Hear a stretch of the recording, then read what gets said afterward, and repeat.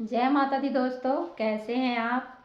आशा करते हैं स्वस्थ होंगे, मस्त होंगे, जहाँ की कहीं भी होंगे हंसी खुशी से होंगे। और आज हम देवरानी और जेठानी आप सबके बीच एक शिव जी का गीत लेकर के आए हैं। और आप सबको पसंद आए तो प्लीज़ लाइक और सब्सक्राइब ज़रूर कीजिएगा और कमेंट करके ज़रूर बताइएगा कि ये गाना आप सबको कितना पसंद आया। और हमारा चैनल और हमारे चैनल का सपोर्ट कीजिए। और हमारा वॉच टाइम पीछे है तो प्लीज़ हमारे वीडियो को फुल वॉच कीजिए, आप सबसे रिक्वेस्ट है, प्लीज़ हमारा भी सपोर्ट कीजिए। और चलिए सुनते हैं ये शिव भजन।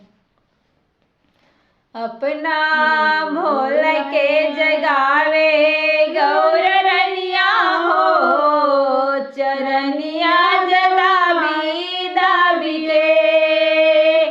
अपना भोल के जगावे गौर रनिया हो, चरनिया जलाबी दाबी के।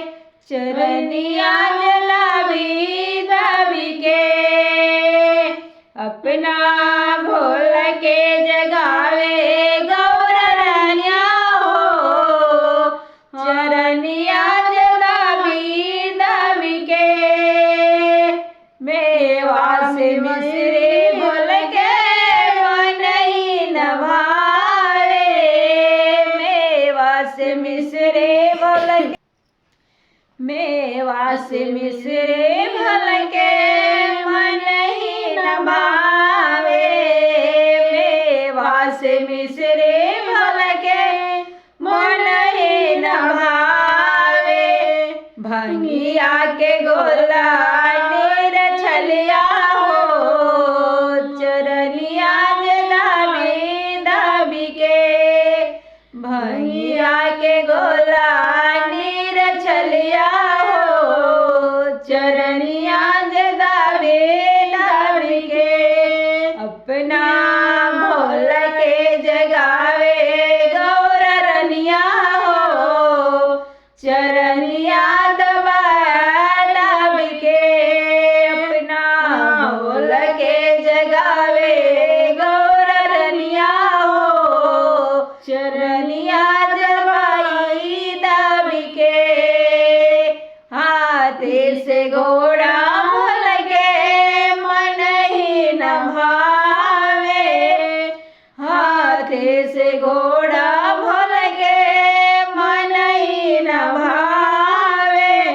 बस बैलवा नीर छलिया हो, चरनिया जलाबी दाबी के। अपना भोल के जगावे गौर रनिया हो, चरनिया जलाबी दाबी के। कोठाय मारी भोल के मन ही न भावे, कोठाय डारी भोल के मन ही न भावे। टूटही मड़ैया नीर छलिया हो, चरनिया जलाबी दाबी के। अपना भोल के जगावे गौर रनिया हो, चरनिया जलाबी दाबी के। अपना भोल के जगावे गौर रनिया हो, चरनिया जलाबी दाबी के। मलमल के कुर्ता भोल के मन ही न भावे, मलमल के कुर्ता भोल के मन ही न भावे। मृगा के छाला छलिया हो, चर